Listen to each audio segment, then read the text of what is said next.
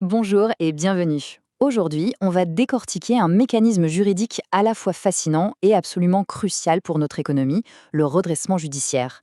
C'est en quelque sorte une véritable bouée de sauvetage pour les entreprises qui traversent une grosse tempête. Quand une entreprise est au bord du gouffre, le premier mot qui vient à l'esprit, c'est souvent faillite, non? La fermeture, rideau, on n'en parle plus.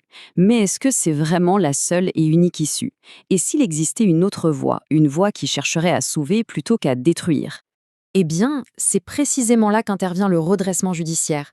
Ce n'est pas du tout un acte de décès pour l'entreprise, au contraire, c'est une procédure curative. Pensez-y un peu comme un plan de traitement pour une entreprise qui est malade, oui, mais qui a encore un potentiel de guérison. Le but, c'est de la remettre sur pied, de sauver les emplois et de trouver une solution pour les dettes. Allez, on plonge dans le vif du sujet. L'idée fondamentale, le cœur de ce dispositif, c'est vraiment d'offrir une seconde chance. L'objectif premier, ce n'est pas de liquider, c'est bien de sauver l'activité. Cette procédure, en fait, c'est un véritable exercice d'équilibriste, un jonglage permanent entre plusieurs intérêts. Il faut à la fois penser à la survie de l'entreprise elle-même, aux salariés qui ont peur pour leur avenir et bien sûr aux créanciers qui, eux, attendent d'être payés. Tout l'enjeu de la loi est de trouver un équilibre juste entre ces trois pôles. Bon, mais alors comment et à quel moment est-ce qu'on déclenche cette procédure? Attention, il ne suffit pas d'avoir quelques petites difficultés de trésorerie. Il faut avoir atteint un point de non-retour financier qui est, lui, très précisément défini par la loi. Le terme juridique un peu barbare, c'est l'état de cessation des paiements. Pour faire simple, c'est le moment où une entreprise ne peut plus du tout faire face à son passif exigible avec son actif disponible. D'un côté, il y a toutes les dettes qui tombent et qu'il faut payer, là, maintenant. De l'autre, il y a l'argent qui est vraiment disponible en caisse, sur les comptes, les crédits. Quand la montagne de dettes à payer immédiatement est plus haute que la pile d'argent disponible, eh bien le voyant rouge s'allume.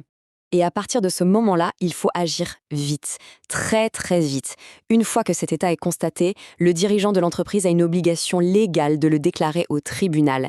Et le délai pour ça, 45 jours, pas un de plus. C'est une véritable course contre la montre qui s'engage. Alors comment ça démarre concrètement?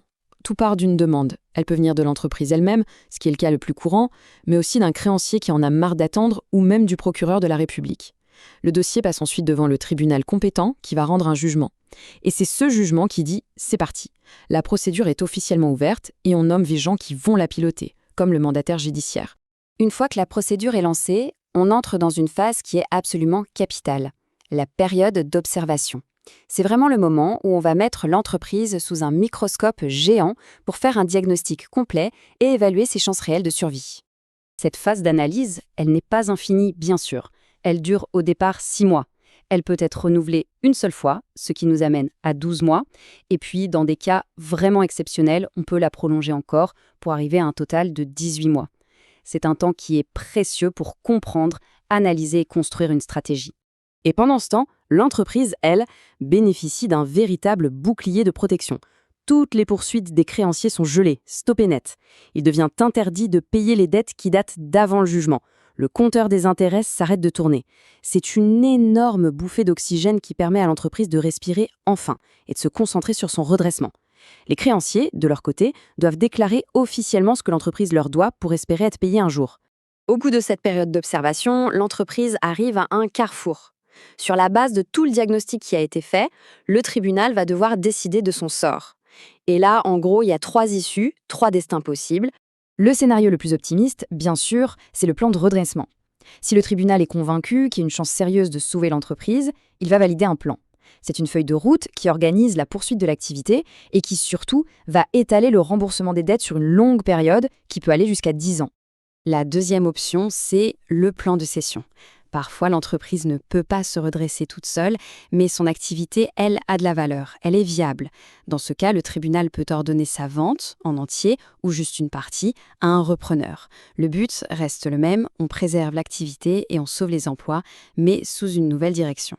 Et puis enfin, il y a l'issue que tout le monde redoute, la plus sombre, la liquidation judiciaire. Si malheureusement toutes les analyses montrent que le redressement est impossible, que l'entreprise n'est plus viable, le tribunal prononce la fin de l'activité. On vend alors tout ce qui reste, les actifs de l'entreprise, pour essayer de rembourser au mieux les créanciers. Mais arrêtons-nous un instant sur l'aspect humain. Parce que derrière les bilans comptables, les dettes et les décisions de justice, il y a des dirigeants, des salariés, bref, des gens dont la vie est directement et profondément impactée. Et là, il faut bien comprendre que la situation est très différente pour les dirigeants et pour les salariés. Pour les dirigeants, le risque est très élevé. Ils peuvent être remplacés si le tribunal juge que c'est nécessaire pour la survie de l'entreprise.